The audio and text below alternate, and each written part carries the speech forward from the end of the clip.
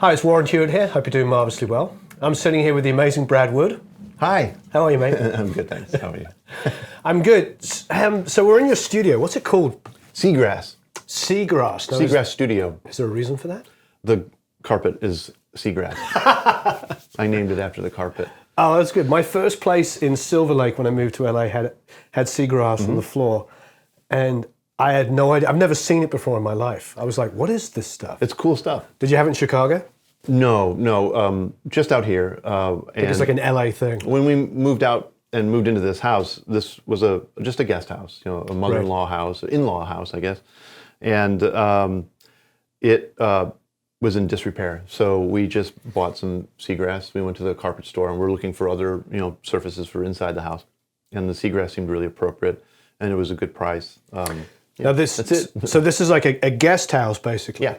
I think it's really important that people know, how you build studio spaces and what people do. So you've taken a guest house, you've got the bathroom at the back there. Now the live room, which we can go and look at in a minute, what was that originally? Garage. Oh, it was the garage. Yeah. Oh, okay, fantastic. Yeah. Don't tell the city of LA that. Anybody from the city of LA, I mean, it's still a garage. It's got a garage door on it, and it's a garage. But that's great. I mean, this is a fantastic setup. I see you have the Genelecs, which is great. Yeah. I know and love my Genelecs. I mean, do you still have 1031s? I have 1031s and 1032s. Ooh, fancy. Because a slightly bigger control room. But Right. That's about it. Yeah, I'm fancy. But what are the big babies behind? Those are midfields, and those are made by a company called Amrita. They're based in Iowa, and they've been defunct for a long time. They have? They're audiophile, hi-fi speakers, home stereo speakers. And for our first studio in Chicago called Idful Music, one of the business partners, there were three of us, myself and Brian Deck and Dan Sonis. And Dan was the guy that financed everything and really had the vision to do it, talked us into it, and then we all struggled to build it. And in the process of putting the control room together, he said, I've got these great home audio speakers. I wonder if that company would make us speakers to go in boxes. Oh, so they built them for us, and those were our wall monitors from 1988 until 1997 when we vacated the space. So they went into storage, and when I moved out here, they just stayed with me in storage until about 2006 or 7, and I just thought, I've got a set of speakers somewhere. That's great. So you've got a piece of Chicago and your old studio. Piece of Iowa. Oh, this is in Iowa. Well, no. I was based in Chicago. Oh, right. The speakers are from I meant your Iowa. studio. Yeah. And they needed new elements, so I went to Speaker City in Burbank and bought a bunch of elements and replaced everything, reconed it. I didn't recone it. I just replaced all that. Those have been a great time to be in Chicago in the 90s. 80s and 90s were great. Yeah. Yeah. What can you tell some of the people who maybe don't know your resume, the bands that you're working with in those periods? I opened a studio with Brian Deck and Dan in 1988, and immediately we were recording seemingly every band that was either touring through Chicago or in Chicago, and it was just a really fertile time. So a lot of noisy, like post-hardcore bands like Tar and the Jesus Lizard. And Jesus Lizard. Right. Oh, yeah. And then bands that would come through touring with bands like Tar, so there'd be, Portland and Seattle bands. So Sunday Day Real Estate, literally came through on tour, made an album with me, with the help of Sub Pop, saying, hey, maybe you ought to work with these guys. Little bands like Corn Dolly from Southern Illinois, and then I eventually was introduced to Liz Phair and produced her album, and I don't know, Smashing Pumpkins. And there's Seam, a lot of the Touch and Go roster at the time. I can't really think of them all. There was a time when I was doing 50 albums a year, not singles, but albums. Right. 53 is the most I ever did in a single year, which is more than an album a week. But that was a band that would come through, and they booked time like maybe 3 months in advance because very quickly we got very busy, and we were cheap and supposedly good sounding, and definitely. And these bands would be touring through, just on the circuit. It would be the same, twin tone bands and sub pop bands and K Records bands and bands from Boston and from everywhere. But Chicago is a destination. It's a wonderful city. Yeah. Yeah, it's a great place to play. There's multiple venues. You might even be able to pull off 2 shows in a weekend if you're a big enough band and you lie to the promoter and club owner and tell them that you're not playing anywhere else. And so bands would book time with us like 3 months in advance, and they'd show up and after the gig and load their gear in. The next morning they would track an entire album. Second day you'd cut the 2 guitar solos if there were any, some percussion, cut all the vocals, and the third day you'd mix, or they'd take off and you'd start mixing. They'd leave and then you'd finish up, and sometimes it'd go straight to mastering and straight to pressing up the vinyl. That's fantastic. Yeah.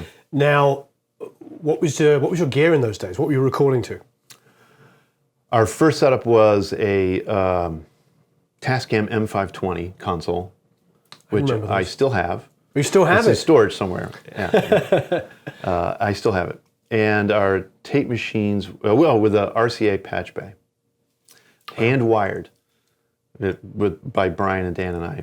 And I don't know if you've wired much RCA. Oh yeah. Vicious. Horrible.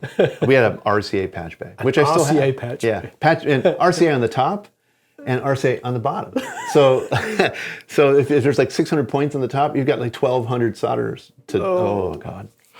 That sounds like horrible. Yeah. Okay. So an RCA patch bay, a Tascam MS16. Is that what it is? Yeah. M16 or MS16. I used to have an MSR. I think you mean MSR 24, which was the 1-inch. That's fancy. Yeah. No, this is a 1-inch-16 with DBX. That's the one we had. Yeah, great. But you had the 20. I had the 24, so I had. I squeezed more tracks into one. You actually had better quality. Oh yeah, you had 16. far superior. Yeah. Yeah. No, I would have preferred the 16. We had a Fostex B16, which is a 1/2-inch 16 track. Right. And then a Fostex 4030 with a 4035 head to synchronize the two, which we did often. So we oftentimes had 30 tracks of analog. Wow, look at you. And we'd mix down to a Fostex 1/4-inch, and then in '94 I bought that Telefunken 1/2-inch machine. Oh wow, you got fancy. Yeah, and that was really nice. What about DATs? Did you have a DAT? I had and still do have one of the original Sony 3700 DATs. Wow. We had 2 of those. In '91 I bought my first Sound Tools product. So I bought a Sound Tools system from Josh Thomas over at Rupert Neve Designs now. Wow. But back when he was in Chicago running his own little shop. So how did you incorporate early Pro Tools with tape? Well, it wasn't Pro Tools. It was Sound Tools. So that's what I mean. Like pre-Pro Tools. I would mostly use it as a 2-track mix down. So you would? I would mix to the 1/4-inch machine. I would mix to DAT, and I would mix to Sound Tools, and then listen back and see what I like better. Right. The 1/4-inch machine got turned off, and I never really used it again. It just wasn't offering anything that I liked, other than hiss, which I don't like. So it was the least favorite of the 3. The DAT was just running as a backup, and I just quickly started mixing, starting in 1991, mostly to Sound Tools. And then I'd do my edits and fades, and I'd also, compile my mixes. So no automation on this console would require you to either have all hands on deck, or more likely, it quickly evolved to me just mixing just the verses and loading those in, mixing just the choruses, loading those in, mixing, Wow. Yeah. And that makes recalls really exciting. There were no recalls. I wouldn't. Could you recall that and just move the? No, I never bothered. My first real studio job was on an SSL, assisting on an SSL, and I quickly was disabused of the notion of true recall. At least in Chicago. I mean, maybe here in LA or New York, where there's a more robust system of work, workflow, where the documentation is more intense. That was never really drilled into my head as an assistant, except to follow what the SSL, the E or the G computer is telling you. Sure. And being those mixes for a recall, they just don't sound the same. Mm-hmm. And then you'd say, where's the documentation for all the outboard gear? oh shit, the guy forgot to write down the 1176. So it's just, it never really worked. I didn't really believe in the idea of true recall until until Pro Tools, really, right. Frankly. I put headphones on and I would click from input to repro, and I'm not hearing it. So with the Sound Tools, didn't that become Pro Tools? Eventually, yeah. Yeah. Mm-hmm. So when the point where it evolves into Pro Tools, where does your flow? How do you just start integrating it? I didn't treat Sound Tools as anything other than a mixdown format for years, right. And at one point I just left it alone. Not too long after I got the half-inch machine. So there's a period, I'm going to guess, I don't know for certain, but I'm going to guess between like 94 and 98 where I didn't really use Pro Tools at all. I didn't have right. I didn't have the first Pro Tools system. I kind of stopped at Sound Tools. It did what I wanted it to do. So I would use Master List to compile my edited songs. Liz Phair's album is a case in point, where we played it off onto 1/4 inch and onto DAT for backup to be sent off for mastering. After having done all the editing, and sometimes I would use Sound Tools to make more room for the multi-track.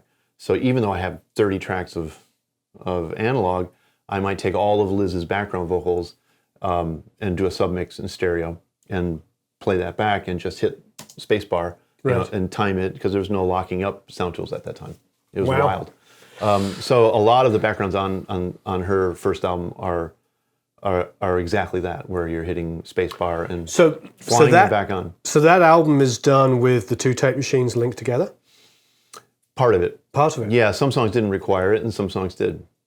But a lot of times the second machine would be used as for effect, flanging specifically. So if your 4030 is locking the two machines together and you've got a 0 offset, the 4035, which I prefer to the microlinks, which is a more powerful machine, mm-hmm. and one that I eventually owned and struggled to learn constantly to use. I mean, it's just dense right.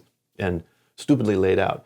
The Fostex was stupidly simple for people like me. So it had an offset that you could change plus or minus subframes, and you could tap on the plus button, the minus button, and so I would take, say, all the drums. Mm-hmm.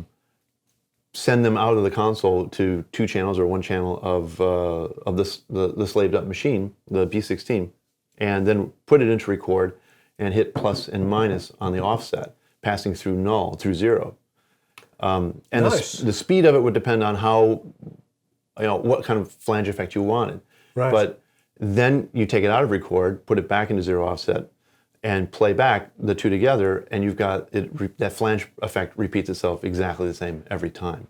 Wow! And I got very used to, okay, I want this kind of a, weird phasey effect, and I would have a different pace or different, plus, minus, plus, and you pass through 0. And sometimes you want to get way out there. You might go a couple of frames, and then mm-hmm. real quickly, as fast as you can. Oh, it's fantastic. Sometimes you couldn't get it to go fast enough. You'd play back at half speed.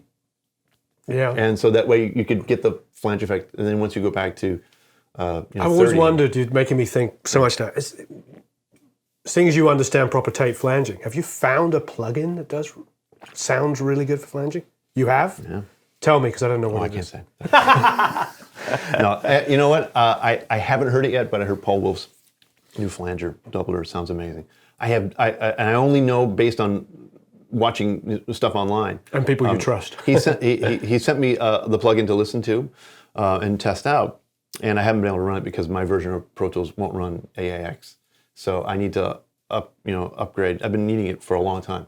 I'm running 10.3 something on Pro Tools, and I need to finish what's on my plate before I make that big a change, because I also have to change my OS for my computer. So I like Pro Tools to be as rock solid as, or better, frankly, than a 2-inch machine. And that brings me to your question. You said, when did I integrate Pro Tools? Yep. 1998. 1998, yeah. Yep. I bought a great big Pro Tools system with 2 of the 88,000s, Apogee 88,000s. Right. A microlink system, had all the cables made to connect to whatever 2-inch machines I was going to find myself with, A27s, A20s, MS80s,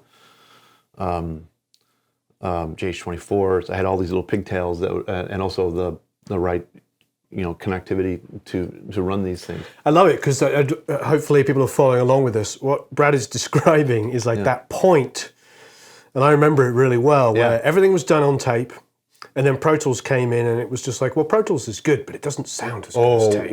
Oh my God, when Apogee came out with the 88,000, I said, that's it. I did a test with it at the studio, A-B'd with what do we have? I still have an 8000 SE. I love the purple 8000 SE. I still have it. I still have dreams about my. I think I made a mistake selling my 88,000s. I really do. I track my drums from my Cadet console through it still. They're so. As long as it only goes to 48K. I know. It's such a great format. Put my coffee down. That really sounded great. And when I tested those, I just was all in on it, and I bought a huge system for the time. And it was about $58,000 all in, with a great big York Data mounted FX or Quadra 950 hot swappable SCSI drives. Oh yeah, I still have all that stuff in storage, right? And it was all flight case and ready to go. The rack is still in the machine room bathroom back there that you just saw. Those are the days where we used to fly and go and make records in different states. And the record companies would pay for the gear to be shipped. That's true. And so in 1998 we built it, and an engineer who I was working with at the time, John Heiler, helped put all that together. We put the budget together. Found Republic Leasing to do the long-term lease, a 5-year lease on that. Oh my God, so much money! Don't do it, kids. They just fortunately they don't need to anymore. No, they don't, and I guess that's a good thing. So the first project with that was tracking and producing the Hedwig and the Angry Inch original cast album. Oh, that's fantastic. Which was tracked at Magic Shop. So in New York. In New York. So it all got flown to New York, set up in Magic Shop's control room. And were you syncing with tape machines? Yes, but I was doing it differently. I was, at least at the time, I thought differently, maybe still. I was tracking 2 Pro Tools, do all my edits in Pro Tools, and then I would transfer to 2-inch for mixdown. That's actually quite smart. Because what you want is, what I wanted was the sound of the tape format as a sound, not because it was preferable from a technical standpoint, because it's not. Absolutely. It's not. No, it's a pain in the butt trying to edit on tape. Well, and it introduces itself. It's not transparent. It alters the sound, which is what everyone who loves analog goes on and on about. It's like, well, I feed it my overheads and they come out sounding better. Mm-hmm. Great, but it's doing something to it. Sure. And I'm one of those people that the way I liked a drum kit in particular, let's say, sounding was when I'm just standing here or sitting here in front of the speakers and the drummer's out in the room playing, that's when it sounds best to me. Right. Coming back off a tape, well, now it goes, and then there's the snare drum, and maybe I'm crunching a little bit too much. It starts to fold up. If you're running on 456 on an A80, well, you watch out. If you're running at 15, you have to be really careful. If this guy really hits the kick drum hard or whacks that snare drum a little too much, it's going to fold up and get a distortion that doesn't sound good.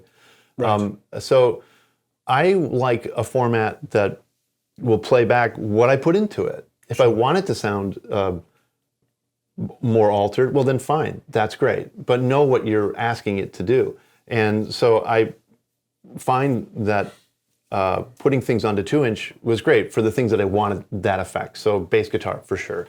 Kick drums, I evolved away from that. Snare drums, I quickly evolved away from that. So I would print my overheads, my toms, the room mics, the bass guitar, some of the electric guitars, none of the vocals, and none of the kicks and snares. And I started slowly pulling off the transfer to 2-inch of certain instruments. But then at the end of the project, dump everything to 2-inch for long-term storage. That was the plan. And that's right. I adhered to that until the mid-2000s. But I'm not a fan of in general the idea that that analog is always better. It's a filter. It's another way to alter your sound. Absolutely. I've had machines with SR. I've owned machines with A, B. I've owned machines with DBX, which I think was the best of the bunch, as far as feed it a sound, get back more or less what you want, more or less. But this whole get back more or less part, I've never been happy with. I want it to sound like it sounds before it ever hits any long-term recording format. I'm not a huge fan of analog, either as it's just not. I don't believe in the blanket statement that it always sounds better. I've owned so many multi-track tape machines, so many, A27s, A20s, A80s, MS16, a variety of Fostex, all the way back to 4-track cassette. Me too. Yeah. And I just I don't buy it. I've lived with all of them. I've learned to set them up. I've set them up wrong. I've hired people to set them up right. I've heard what it sounds like to totally do it wrong. I've heard it sound completely amazingly set up correctly. I've paid dearly for the SR cards, and I can hear it.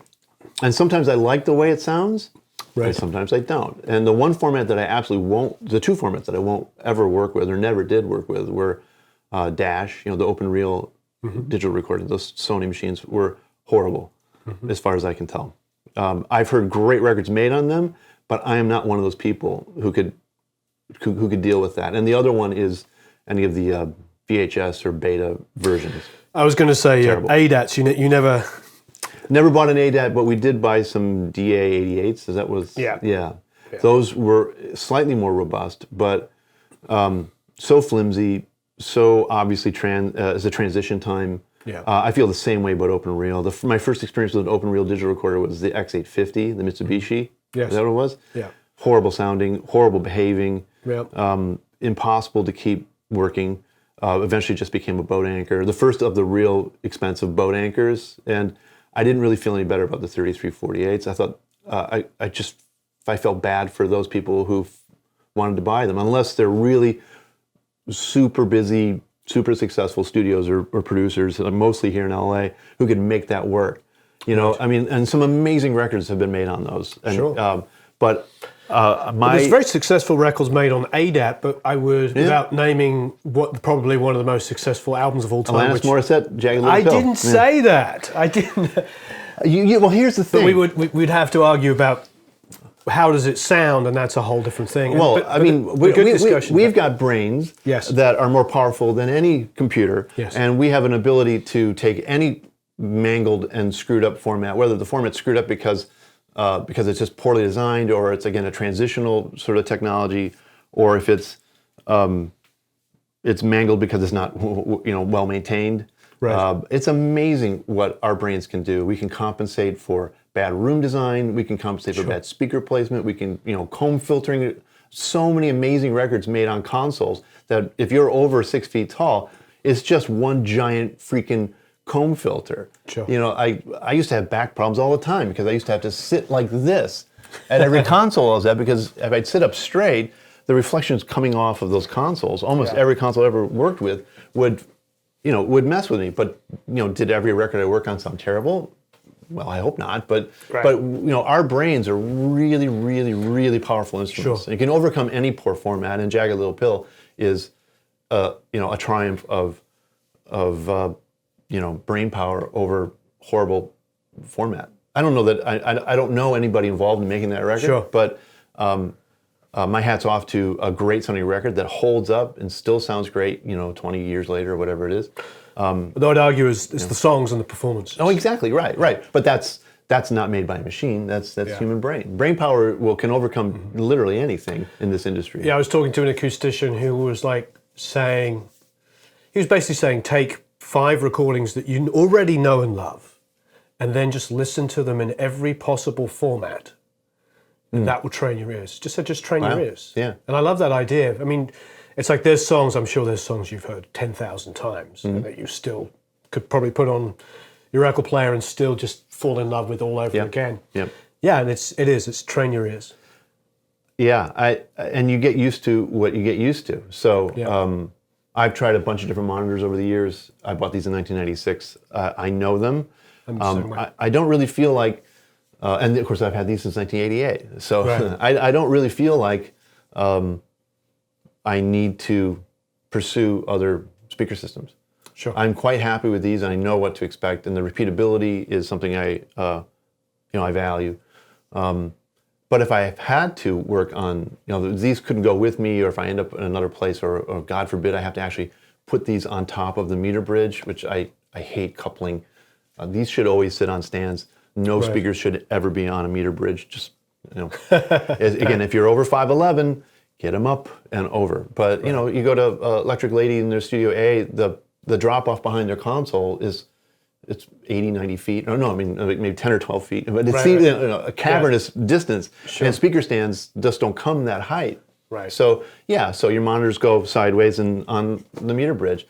It doesn't mean that album's going to suck. It just means that you just adapt to it. And how do you adapt to it? You acclimate. You play some of your previous mixes or something that you trust. Sure. And that's how people do it. Otherwise, none of us would be able to travel and work anywhere other than at home. Right, exactly. So tell us a little bit about your gear. Because you said to me, you were like, well, I have a modest setup. Well, your modest setup's still actually very impressive. So Jonathan, over at Rupert Neve Designs, was telling us about this at AES, which is great, and he's a wonderful guy. But you are a user of this. I am. So can you tell us a little bit about this? It is a monitor controller, so that's always nice to have, so that you can turn your volumes up and down. And so this section is all about controlling your speakers. And I've got a subwoofer, so that's assigned to monitor 3. You can push and hold it so that it stays on permanently. So your sub is on, and you can select 2 different speaker systems, which is real convenient. Right. Volume knob, which is always important. Large and red is even better. And then you can switch your 3 externals, and you can listen to the mix itself coming off the red stereo. Well, I have 2 questions. Yeah. First of all, how does it sound? Do you think it sounds, it's adding some weight to the... Yes. Yeah, and that's what I was getting to, is that, this is your input side, and I do mixed stems. I do stereo drums. I have a kick and snare that come up this fader, mono. And then I have keyboards, bass, guitars, stereo, and a vocal and vocal effects stereo. And they all come off of my Pro Tools and into here. Great. And things sound better to my ears. So you really feel like I suppose summing is really helping? I think it gets me quicker to what I want to hear. Right. I think that because remember how we're talking about brain power being underestimated. Sure. I think I could probably mix off of this laptop. Absolutely. It might take me longer to do that, and I might get more annoyed, or perhaps like my long day might be less pleasant. Right. Because I'm mousing about it. Or, I know I can put it on a bigger screen, but there's something about having some leftover part of an analog world in my otherwise pretty digital world. I like the way it glues things together. I like the sound of transformers. I like the sound of Rupert Neve's transformers, whether it's from his earliest days at Neve, or whether it's at Amek, or whether it's here now. It's an interesting sideline for a second. I think Jonathan told me that Rupert started off building transformers at Partridge. Wow. So I had never heard that, which is amazing, because Partridge transformers, which they put in like the old Laney and high watt amps, are considered to be like the great transformers. Yeah, the holy grail. Yeah. Yeah. So I didn't know that. I didn't know that either. Yeah, I just found out the other day. So it does the thing that I like. It accentuates whatever harmonic range, second and third harmonics, and he's included the silk button, which has been around for quite a while. I like red. Right. Purple is cute, or blue, whatever. It's a nice color. But for what I'm doing, I usually like red, and I almost always just leave it. And I don't really touch these much. Right. I don't move them around. I don't use the transport control much. That's what I was going to ask next. I do use it, but that is. It's 13 inches away from where my hand rests, So I don't use it as often. I loop function, I use the transport to, zoom around or scroll, shuttle around. But to me, that always feels a little gimmicky. Right. What's really important is that, does it sound great? Is this functionality repeatable? Is it instantaneous, or is it a chunk and then you have to release it? I don't like that so much. I like instant on, instant off, that the relays like that. And it's got a foot switchable talkback. That's a deal breaker. Any controller monitor that does not have a foot switch controlled talkback is one that I won't buy. Right. So if you don't, manufacturers out there, if you're not including that in your feature set, do it. Because what do you do when you finish a take? You hit spacebar and you go, that was a great take. Now, hang on, let me get ready. And I'm doing stuff while I'm talking to them. Right. And I need two hands to do that. Of course. I want to save time. This is annoying as hell to me, to have to push this button down while perhaps somebody behind says, sweetie, that was a great guitar tag. Can you can you make it a little more swoopy? And then I have to let go of it and then start doing my thing. I want to be able to have me or whoever's in the room speaking to whoever's out in the live room with my hands free. I have to have my hands free. No, I agree. We have one on foot switch. Yeah. We have one traditional button one, and then of course you can lean in.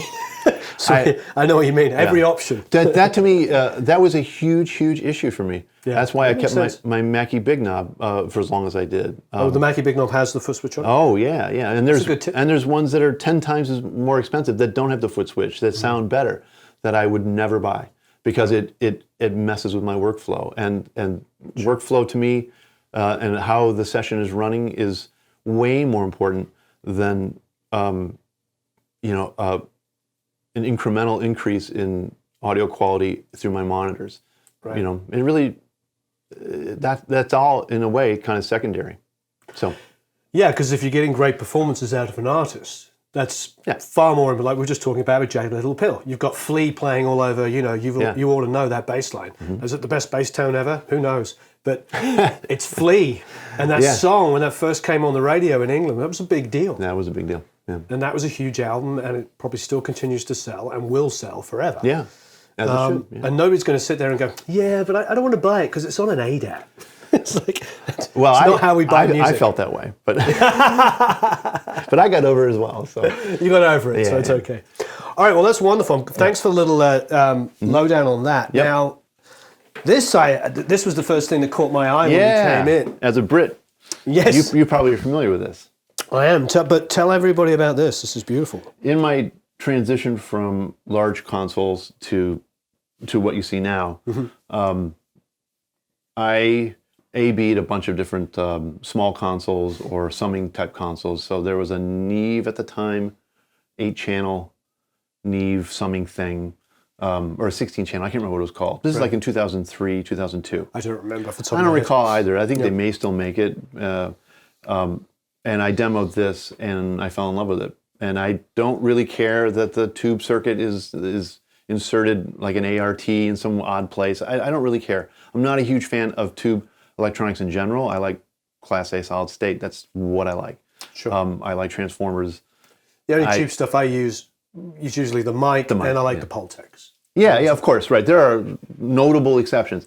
But in general, I didn't buy this because it's a tube tracker. I bought it because it was efficient. It really usable EQs. I didn't really know much about TL audio until after I bought it, and then I did a lot of Googling. I'm like, oh yeah, it's got there's a reason why I liked it. It's really a quite nice sounding little console, and their U.S. distribution ended shortly after I bought it, and I used that until I got the Tonelux set up. So this was my daily console from 2003 until 2006 or 7, I think. And are you tracking through it? I'm mostly just relegated to room mics. I run my toms through it because I really like the EQ on it. I don't really engage EQ that much. Sometimes I'll brighten up a touch. It's got a really smooth, high, just super high shelf that I just like the sound of it. Great. So hi-hats, rides, I wouldn't call them non-essential, but I don't put kicks or snares through that. I have other preferences. And then the Tonelux? Yeah, the Tonelux. That's Paul Wolf's baby. So then I was doing my summing mixing through these line inputs, and that went on from 2006 until a couple years ago when I got that. A clinical repeatability where I would run tone through, with every session. I run tone at the beginning, not every day these days, but 3 times a week. Certainly the beginning of any mix session or any tracking session. And was noticing that I'd get maybe a dB and a half variance here, which is really disturbing. And you're trimming the pots and sometimes having to exercise them quite a bit in order to get the crackling out of it. Paul's stuff, my God. I would go 8 months and I'd get 1/100th of a dB variance. Wow. Like, that's great. Not even 1/10 of a dB in a year. you know. You're making me feel like I should go back and check on my stuff. Well, and that's and you know, and this all came very efficient of you. I'm very impressed. This became an issue right. when I was working at Electric Lady on their pre-renovated purple SSL, and I needed 8 channels, just 8 channels to listen to. This rig was there, right? This was before I got the Tonelux, but this rig essentially was there, and I didn't use any of their tape machines. And every morning I'd come in and we'd run tone, and a channel would be down 3 dB. But that's okay, because you got 72 channels of it. So, start grabbing from this end, and oh no, don't grab from that end. That's where the ones that are not, happy live. Like the ones that are centered and clustered around your master section, those are usually the ones that are the most robust or the most recently, serviced. And it's no knock on anything other than the gear just getting old. Right, and so expensive to maintain, and a channel pulls out, and it's huge. There's so much stuff that can go wrong. Got these circuits that are attached, and sometimes I know. They exactly, and they don't seat right, and so I had trouble finding on any console I was working on 8 channels that would be within even a dB and a half of where they were an hour before. And again, the tolerances might not be that good, because that's really not what they were designed to do. So if you've got like an overhead that's down by 0.5 dB, just one overhead symbol, that in the context of an enormous mix with 70 tracks, that's not that big a deal. But if you're running all of your drums, half of your drums through that one channel, and it goes down 0.5 dB, that's a huge problem. Yeah. So Paul manufactured stuff with Tonelux that met those standards. And I was describing to him what I wanted, and he's like, I make it. So that's why I had him build that. So this was my summing input stage. The top one here. Yeah. And just pretty simple.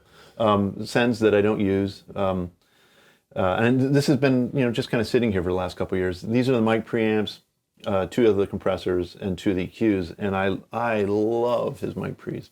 Wonderful. And you're using them on? This was vocals. Yeah, this is my preferred vocal chain. And snare drums, my God, it's just, they're, again, military grade. You're just robust as hell. And when you push them, the way he's got the metering set, you can see when you've got input, they light up, and when they get, the color of the light changes as it gets closer to peaking. So you can get a quick visual reference, but it also just sounds really nice when you push it. Everything about it is really musical. He's just one of those guys that, like Rupert, knows how to make things that sound good. Right. And then moving down to here? Yes, these is Amek Neve 9098 rack-mounted preamp and EQs, and I love them. I remember when going to Olympic in, I don't know, I went back to England, it was probably 2000-ish, 2001, 2002, and I remember they just got a 1998. When Olympic was still going, look it up. It's the console. Yeah. I got serial number 001.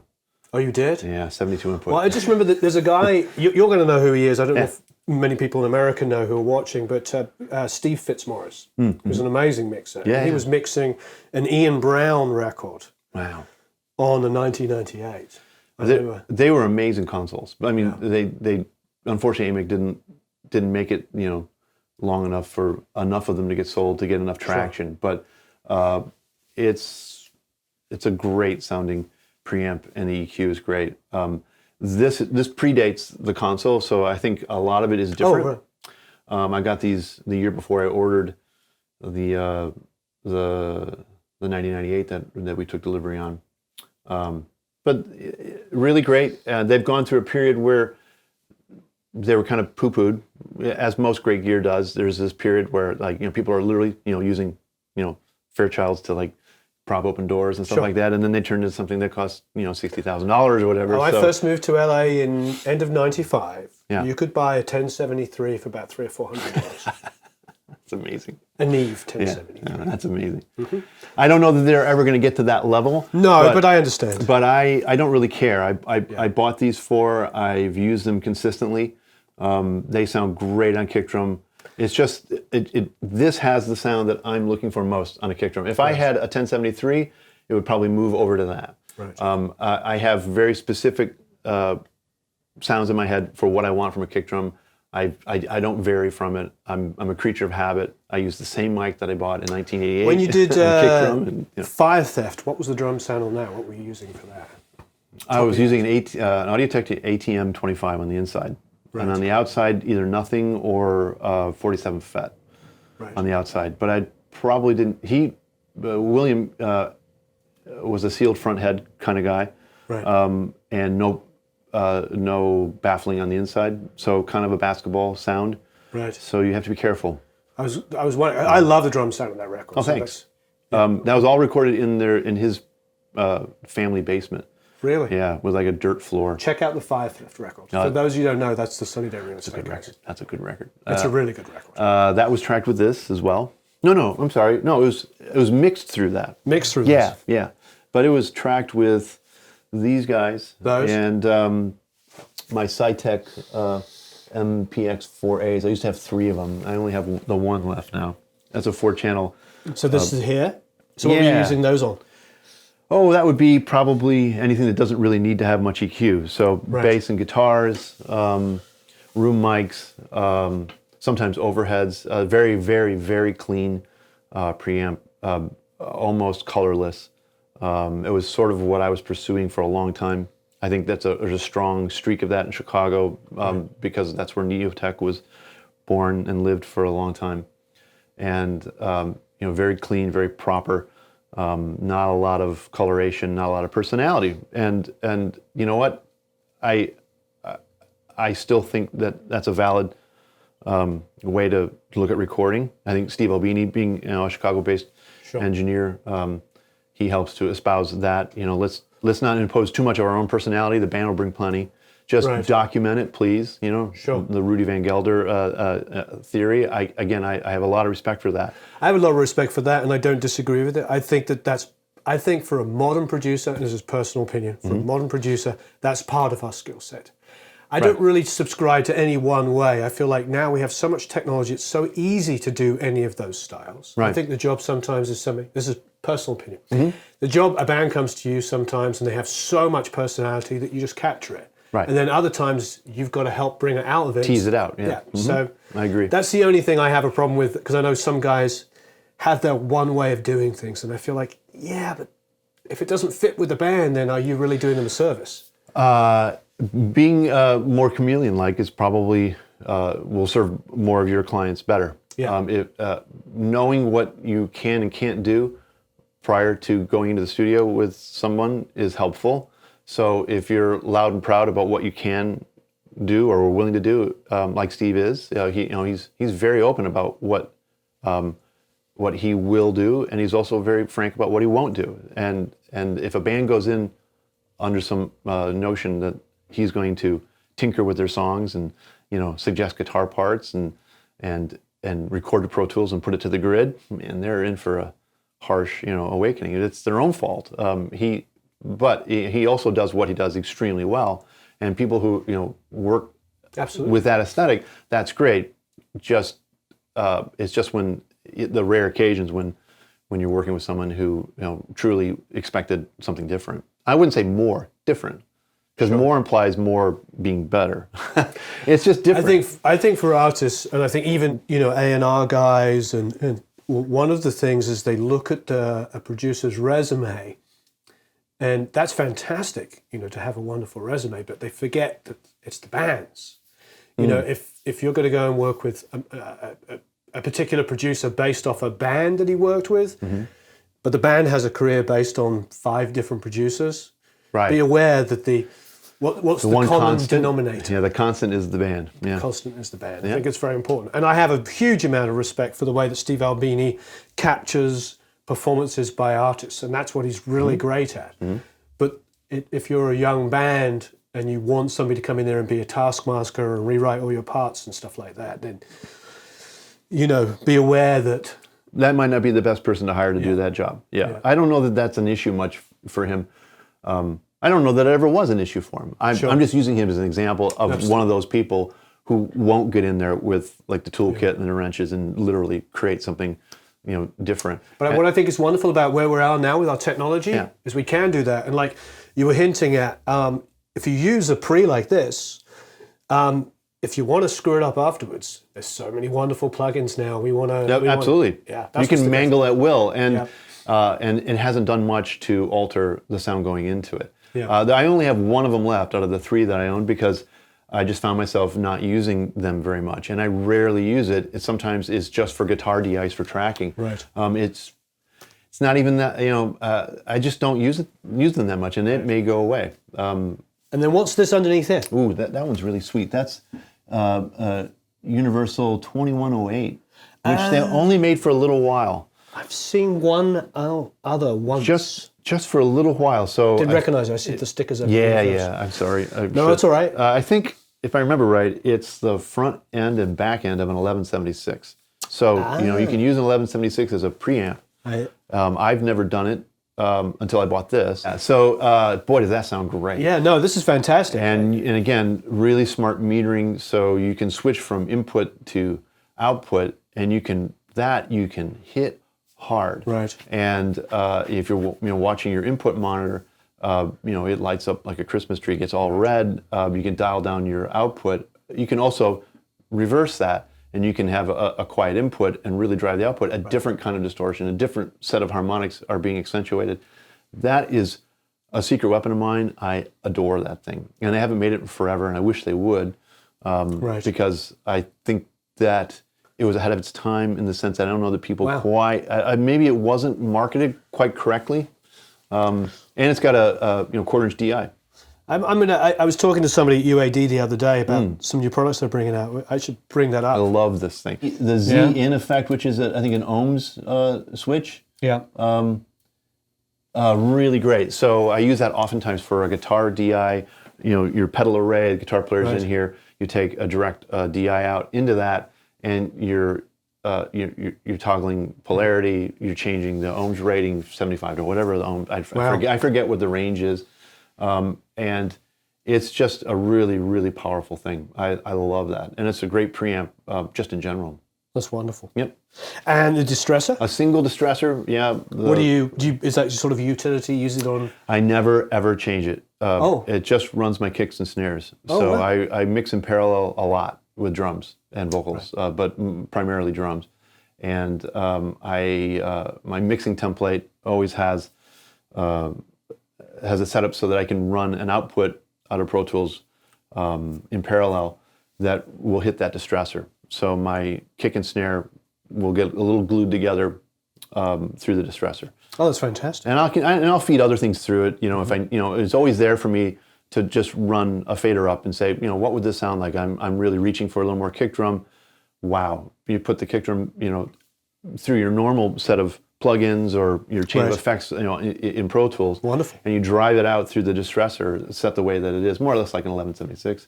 And it just allows me that extra wallop, in parallel. It's great. So we have the Altec.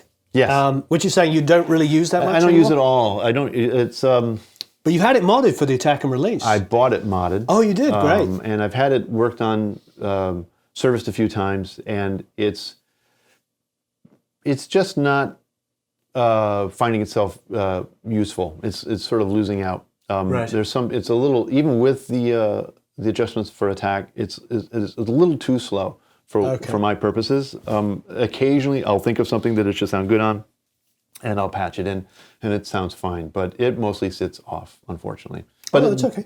I used to have 3 of them, and I only have the one. Mine left. doesn't get used as much as it should, but I do like the Listen Grove one I saw at AES is like the souped up version of this. Okay. And it's got super fast attack and release. Right. So that's where I think the modern world is good for us, because we can take some of the tube stuff, which has got transformers and weight and stuff, and we love. If we can apply some modern technology to it, it's good. Right. Have you heard that, complete sidetrack, have you heard that Klanghelm plugin? No. You should try it out. Klanghelm. Klanghelm, it's like $27. Oh, German. Well, yeah, I'll try it. And it's got 3 sets of tube simulations in it. Yeah. All sound amazing, have great saturation. Wow. But most importantly, super fast attack and release time. Right. So you can make them sound, you can have Distressor-like qualities, but with distortion. I'll check it out. Yeah, it's really cool. Anyway, and then the Line6. Oh my gosh, that's a most favorite piece of gear. Yeah. Really? Oh man, 100% of my own bass parts since 2001 are recorded with that. Oh, that's fantastic. I don't even bother with most bass amps anymore. Oh, that's great. That is an amazing piece of equipment. I love it. It wins out almost every shootout. Oh, that's fantastic. With real bass amps, with other bands I'm working with. Better than Ezra put me onto that when I was co-producing their album in 2001. Great. Tommy had one of those. It's phenomenal sounding. Wow. I bought one immediately after that. Mr. Tom Drummond, we'll have to thank him. Oh yeah. And then the LA3. Yeah, I use that occasionally. Sometimes on vocals.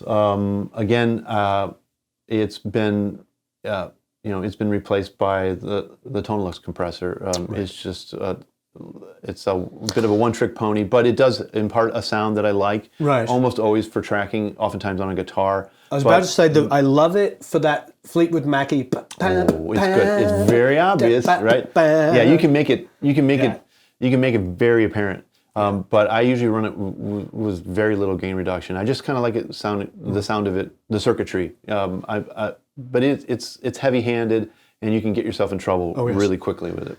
Again, no variable attack and release. Yeah, So if the tempo of the song isn't quite right for that, you take it off. Yeah, take it off. Okay, over here to the right-hand side, another piece of Rupert. Yeah, I sometimes strap that across overheads. It hasn't been getting a lot of use lately, but it is very usable, and you can really hit stuff hard. I almost always use it as a stereo thing, but I've peeled it off for individual things. But again, plugins have kind of relegated that. It's a great sounding piece of gear. I just don't use it as much as I used to. And then the Allen Smart. Oh yeah, I use that every single day. That's all you mix all day long. Yeah, everything passes through that. Oh, okay, great. That is my final, out of the console, through that, back into Pro Tools. Wonderful. That I adore that. It's on every day. Great, Yeah. Great. I love my bus compressor on the console. There's just something about the sound of these compressors which, as long as they're not abused, are incredible. Yeah, and plus, you know what? I refer to those meters more than I do any other meters in the room, especially when I'm getting close to mix. So it tells me when I need to reset, maybe drop all my individual faders down. I'm always revising downward. I think for us, for guys that kind of grew up on a more analog world, that gravitated towards digital. Yeah. I find that I'm still printing probably a lot hotter than kids do now, because I'm so used to signal to noise. Yeah, you want to get every bit of signal you can, because noise is always there to to ruin your day. Yeah, but that's how we grew up, slamming things pushing hard, pushing it hard. And, well, there is I do believe that there's a sweet spot for any particular piece of analog gear. I don't know if that's the case with digital. I think there's just, maybe there is, but internal busing in Pro Tools, I'm not exactly sure about how that architecture, how that all works. But in general, cool it out a little bit and back it back down. I mean, maybe there's a new generation of engineers or recordists or whatever they want to call themselves now, who don't really look at meters much. But I refer to them all the time, and I don't have a problem with it. And those are the meters I look at the most. Great. So if I'm tickling it a little more than, I don't know, 4, I can't even see it from here. Yeah, no. If it's hitting any harder than that, it's probably hitting too hard, and that means that I've got to back everything down from the source, and it's really good, and it provides a bit of glue. I love it.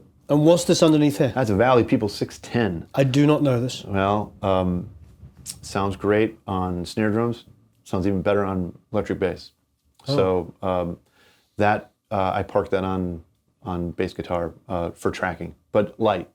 I've never seen one. It's great. Really nice. Yeah, really great. Wonderful. And then you've got your patch bays down here. Yep. You can access everything. Yep. And last but no means least, you've got some 52s. Amazing. Oh, great. Oh my God. Yeah. No, I'd like to hear that. I like to hear the words. Holy I like to moly. hear the words amazing. Oh my God. The reason why people want to know what you use and why you use it. That's great. And what are you using those on? Kick drum, snare drum, vocals. All my vocals are going through that now. I love wonderful. it. Oh my God. Yeah, it's great. Rupert is on a roll, man. He's knocking them out of the park. And that's great. I hope when I'm in my 80s, I'm doing that. Beg pardon? I hope when I'm in my 80s, I can do that. Right? Yeah. It's just, it just sounds so great. It reminds me of the 1081 reminds me of the 1073. Inductor EQs, my Cadax inductors as well. It's great. It's just great. You got to try one. You have to try it. It's better than I would have hoped. Are you printing? Are you printing EQ on vocals to tape? Well, to Pro Tools. I am. Yeah. Well. So you like these EQs going in? Yeah. I don't do much EQing to tape, or I on input. I just don't engage them that much. I'd rather switch the microphone, or I'll switch the preamp. I'm the same way. I just wondered if you were getting to. So you then coming back through and use the EQs on anything? No, I only use it for recording. I've not really experimented. My chain for mixing is my chain. I don't really vary it much with outboard gear. I do vary it with plugins, but I'm pretty locked into my analog mix chain. I guess I could experiment with it, but I'm so enamored of it. I didn't get to that point yet. I'm still freaking out about how it sounds when I'm recording stuff. That's wonderful. It sounds so good, and it sounds great. I mean, it's taken. There's always been this part of me that says, I really should buy some more 1073s, or I should get get two 1081s, and then I can stop. Because I've owned those. Sometimes I've owned those actual consoles, right? And because of the change in format, the change in cities, leaving a recording studio situation with multiple consoles, and I've not had some of this vintage gear at my disposal. And then there's times I'll go in and do a session on a Neve sidecar and go, oh God, why did I sell the one I had? And this is a salve for those feelings. That's wonderful. Oh my God, yeah. That's great to hear. I hear, was it 1061, 1038, 1038, no, that's 8038. It sounds a bit like all of them. There's qualities on the preamp side that are very 1073 to my ears, but then the EQ is more like a 1081. Like, oh well, crap, that's great. And plus, it's got you can swish around the Q and dial things in, so you're not limited like you would be with a 1073. People who like inductor EQs love them. Dude. Like there's a whole different world of that we could talk about. I'm quite fond of this right now. So, wonderful. Yeah. Now you talked briefly earlier about your Telefunken. Are you still mixing to that? No, I don't use it at all, and I usually keep it under covers. But since you're here filming, I thought I'd take it off. Well, it's good as part of the conversation. Yeah, it's it fell out of service 2001. I've not been able to find anybody to service it, and I've tried and tried. There was a woman who lived in LA who I think supposedly moved to Seattle, who knew how to work it, but a West Coast. You don't think Charlie Bollas would know how to service that? Maybe I haven't asked. I'll give his info. It was made in 1986, and it's the M21. There was the M15, which is more popular and mostly in East Germany.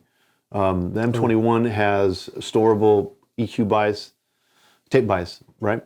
And it's got a bunch of functionality that is no use to me or to anyone else, really.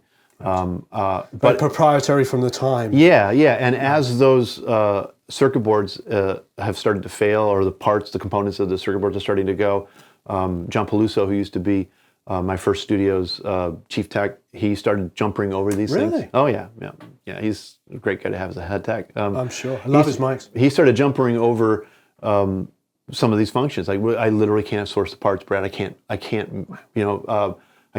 make this work, and you never use it. So at some point, the transport just froze up. I can power it up, but none of the electronic, like control functions work. That's such a shame. But the head stack, it's the most amazing Haptics machine I've ever heard, and I would dearly love to have it working again and get some fresh tape on there and just listen and see if the memory of what it sounded like matches the reality of it. I'm going to have to start wrapping up soon, just because of I got to go and speak at a college. Yeah. But here is this. I like this. Now I'm actually not I'm like you. I'm not really a snob in any particular thing. I like to mix around. I'm not a snob either. No, that's what I was just saying. I'm like you. I'm like you. I'm not a snob about this stuff at all. But I do love the experience of vinyl. I love it because, we grew up holding albums and like looking at big front 12-inch covers of things, like, and then flipping them over and reading all the liner notes and finding out, you know. I used to know every assistant on every record when it was written down. I used to know every studio. I'm the same way. Yep. So I just love looking over and seeing all this vinyl here. It's beautiful. So what is this? That's an Alessandro Beagle. I don't know what that is. Alessandro is it Dave Alessandro, I think? Right. He lives outside of Boston or Vermont or some East Coast city. Right. Sorry. I don't remember anymore. Do you use it a lot? I use it all the time. Oh, wonderful. I was at the old Allaire in upstate New York, outside of Woodstock. Right. A beautiful studio. And the owner had a wonderful collection of guitars and amps. And I was making an album there, and the assistant engineer said, all these great Marshalls and Wagners and Gibson amps and Selmers, pull this down for an audition as well. I'm like, well, what the hell is that? It's beautiful. It's a little 10-watt, hand-wired amp, and we did a test on it, and it ended up being like on 80% of the album. And then I came home. This is 2005 or 6. Came home and just missed it, longed for it. Pick it up if you want. It weighs a ton. Oh God! Yeah, it might be. It's actually stuck, I think. Here you go. It still weighs a ton. It weighs a ton. I'm a skinny little guitar player. So I found this at Guitar Center by accident. I was there asking one of the sales reps if they'd ever heard of Alessandro amps, because he's like, "What? Are you looking for anything?" And I go, "I am actually, but I know it's too expensive. But have you ever heard of Alessandro?" And he's like, "The Beagle?" And I said, "Yeah." And he goes, "Look down at your feet." And I just happened to be standing in front of a gig bag, like a soft bag. And he's like, "Open it up." And I unzipped it, and it was that. How much was it? I got it for $1,400. They start at like $2,500. Oh, wow. You're right, they're not cheap. They go up to about 40. You can get a solid gold for like $30,000, $40,000. Oh. It's crazy. It's a 10-watt amp, and it just roars. And I put that through my Mesa 212 cabinet. It's amazing. And almost every loud-ass guitar I record, at some point, we have to at least try it through that. It's amazing. And it does. It also sounds great clean. I added these stickers just because I kept forgetting, which one was which. It's just amazing. I love it, and it looks great too. The Alessandro Beagle.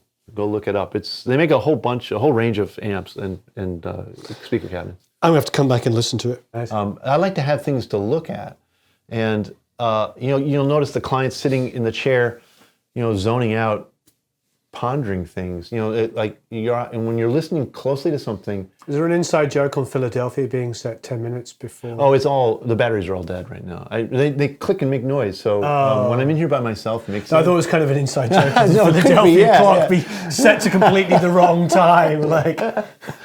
But I like to have. You work with some band from Philadelphia. You're like, oh God, no. They're always a little behind, a little slow. But I like to have stuff to look at because I feel that's, even though we're focusing on our brain, we're training our brain to pay attention to what you're hearing. Right. Your eyes are still open, and most of the time, I really don't listen to music like this much. I really don't. I look, but I will look at the same image because it's sort of comforting and I notice the bands, the clients I'm working with, they do the same thing, and it'll be like they'll be in there a week and they'll go like,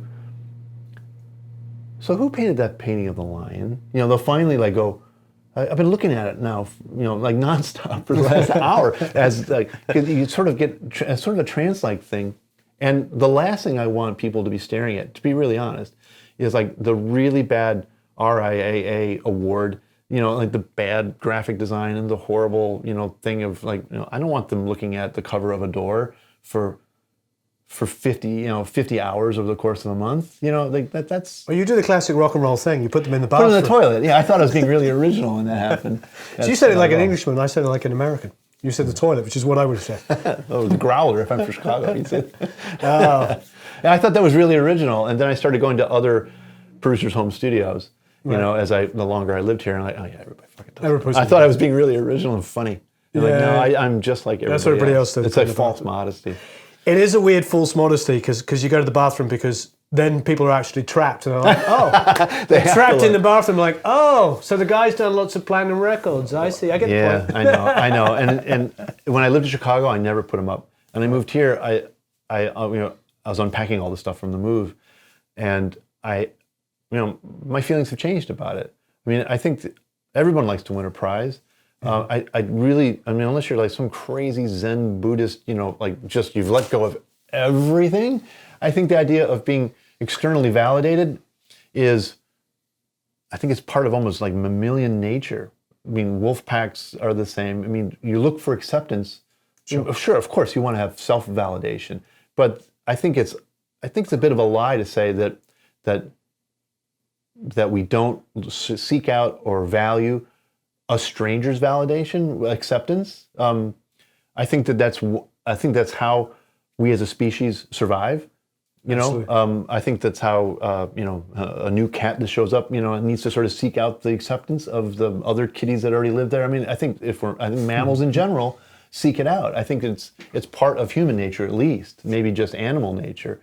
And winning a prize, whether it's a Grammy or if it's some local regional thing or the Battle of the Bands, or just to have play a recital and have people clap, or the 20 people in the bar not hate you, or you can turn it on its head and go out and seek another kind of attention, to really rile things up, but it's still attention.